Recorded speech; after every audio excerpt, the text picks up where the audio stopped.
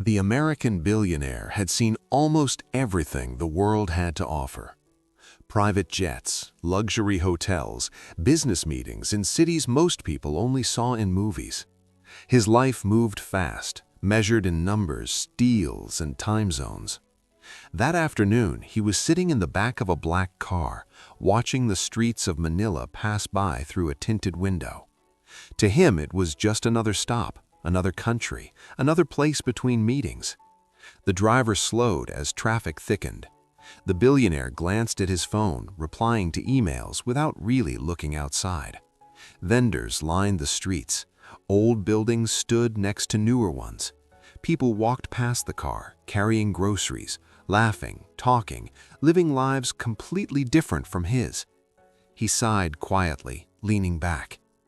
Then the car stopped. Not completely, just enough for the noise of the street to slip inside through a slightly open window. At first, it was just sound, a distant voice, uneven and rough, almost lost in the chaos of the city. The billionaire frowned slightly. He was used to noise, but this felt different. Something about it made him pause. The driver noticed his expression. "Sir, traffic," he said politely. The billionaire nodded but didn't answer. His attention had drifted away from the phone. The voice outside grew clearer as the car stayed still. It wasn't loud, it wasn't perfect, but it was honest. The billionaire leaned forward and looked out the window. On the sidewalk, not far from the car, stood a Filipino teen. He looked about 16 or 17. His clothes were worn, faded by sun and time. His shoes were old. A small backpack rested at his feet. He held no microphone, no speaker, no instrument, just his voice. The boy was singing Lupang Hinarang. The billionaire's eyebrows slowly lifted. He didn't understand the language, but the tone stopped him cold. The teen stood straight, eyes focused somewhere beyond the crowd, as if he was singing to something far bigger than the street around him. People nearby had begun to slow down. Some stopped walking, others turned their heads. The billionaire felt something unfamiliar tighten in his chest. He had heard national anthems before, at sports events, official ceremonies, expensive dinners. They were polished, rehearsed, expected. This was different. This was a poor teenage boy standing on a dusty sidewalk, singing with a seriousness that didn't belong to his age. The car behind them honked. "Sir, should I move?" the driver asked. The billionaire raised his hand. "Wait," he said. The driver looked surprised but nodded. The boy's voice wavered slightly on one note, then steadied again. He didn't stop. He didn't look embarrassed. He sang like every word mattered. The billionaire found himself stepping out of the car without thinking. The heat hit him first, the noise, the smell of the city. People noticed him immediately, his clothes, his presence, the way others stepped aside instinctively. But his eyes stayed on the boy. Up close, the teen looked thinner, tired, but his face carried something else too, pride. The billionaire folded his arms, listening. For a moment he felt uncomfortable. A man beside him whispered something and laughed quietly, glancing at the boy's clothes. Someone else shook his head as if it was pointless. The billionaire almost smiled. Almost. Then the boy reached a part of the anthem where his voice rose, not loud, not dramatic, just strong. The sound cut through the street noise like a quiet command. Something shifted. The billionaire remembered his own youth for the first time in years. Not the money, not the success, the days when he had nothing but belief and stubborn hope, the days when he wanted to prove something to the world. He realized he was holding his breath. If you're listening to this story and already feeling something in your chest, take a second and tap the like button. It helps these real stories reach more people who need them. The song ended. There was no applause at first.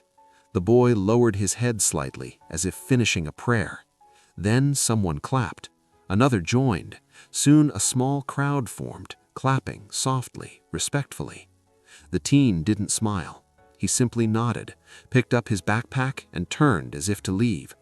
"Wait," the billionaire said. The teen froze. He turned slowly, eyes cautious. He had seen rich people before, people who looked past him, not at him. "Yes, sir?" he asked. The billionaire hesitated. He wasn't used to that. "That song, why do you sing it here?" The boy looked around, then back at him. "Because this is where people are," he answered simply. The billionaire studied him. "What's your name?" "Daniel," the boy said. "And you sing here every day?" "After school, when I can." The billionaire glanced at the street, the buildings, the crowd slowly moving on. "Do you get paid?" Daniel shook his head.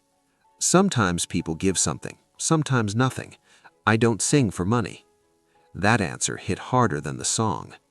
The billionaire nodded slowly. "You have courage." The boy looked confused by the word. The billionaire reached into his pocket, then stopped himself. This wasn't about charity, not yet. "Where did you learn to sing like that?" Daniel's eyes softened. "My father," he said quietly, before he passed. The billionaire felt the weight of those words. Traffic behind them grew louder. The driver stepped closer, reminding him of time and schedules. The billionaire looked at Daniel one last time. "Keep singing. It matters more than you think." Daniel nodded, unsure. As the billionaire returned to the car, he glanced back through the window. Daniel had already stepped aside, blending into the street like he had never been noticed at all. But something inside the billionaire refused to move on. He stared ahead, silent. And in that moment, without knowing why, he decided this story was not over. If you're watching this, comment below where you're watching from and what that song means to you. Your story matters too.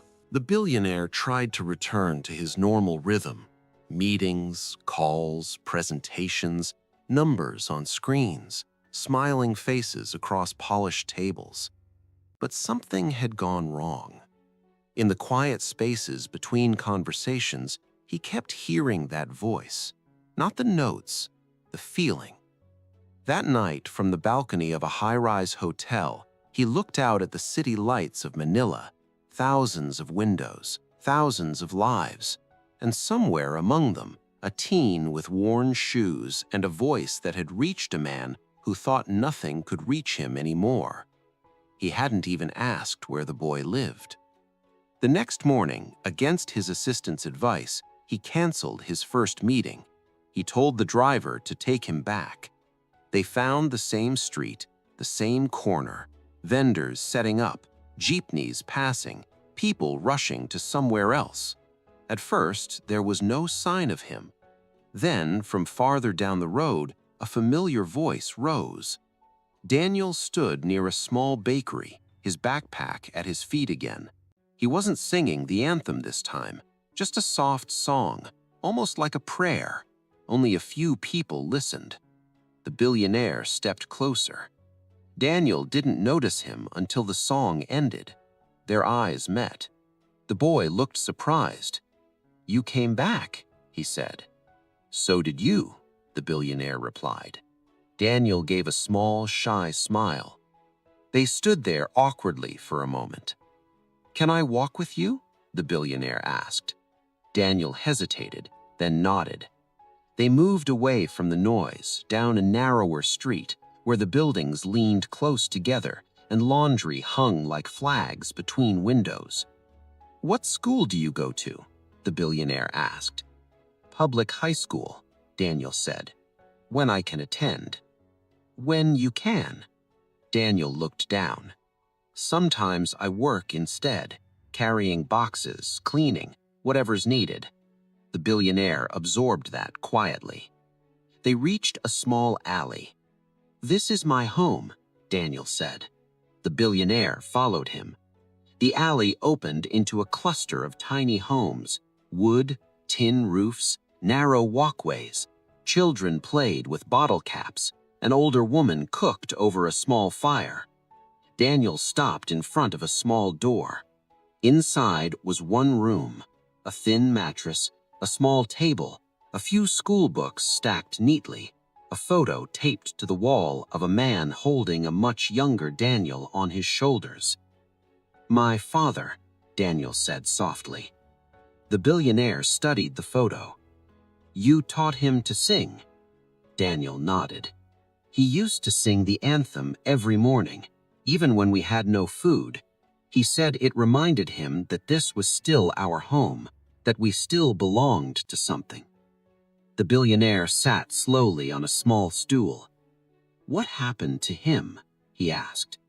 "He worked construction," Daniel replied. "He fell. After that, I sing for him." The billionaire looked around. There was nothing extra, nothing wasted, but everything was clean. "And your mother?" "She cleans houses," Daniel said. "She leaves early, comes back late." As if summoned, a woman appeared at the door. Her face froze when she saw the stranger. Daniel quickly introduced them. She listened carefully, guarded but polite. The billionaire didn't mention his name. He didn't mention his wealth. He only said, "Your son has a powerful voice." She looked at Daniel, surprised. "He always sings," she said, "even when things are heavy." Daniel lowered his head. The billionaire stood. "May I hear you sing again?" Daniel asked. Daniel hesitated. Then he nodded. He stood near the doorway, took a breath, and began Lupong Hinarong. This time it was quieter. No street, no noise, just a small room and a voice. The billionaire felt his eyes burn. He wasn't thinking about business or money or power. He was thinking about a man he had once been, and a boy who still was. When the song ended, the room was silent. The billionaire cleared his throat.